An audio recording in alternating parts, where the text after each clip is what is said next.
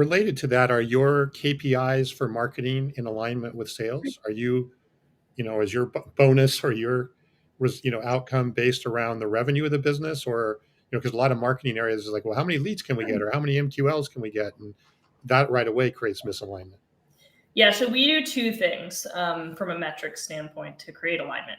The first one is we have really well-defined entry and exit criteria for all the stages in our sales process.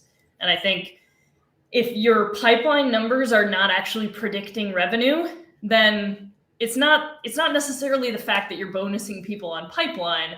It's that you've defined pipeline in such a way that it doesn't predict revenue. So at Colab, I think I mentioned when we were doing the prep for the call, like our stage 1 to stage 2 conversion rate is between 40 and 50%, because it's really hard to even get into stage 1 for the way we've defined it, right? And because of that, because those criteria are tightly defined and it's a hard bar to clear, even early stage pipeline is a predictor of revenue here. And so as long as you've done that work, then I think you can align marketing and sales development to pipeline. And I would argue you should, because it's a lot easier to understand, to connect the dots between the behaviors you need to do today to hit pipeline targets, and it creates a quicker feedback loop.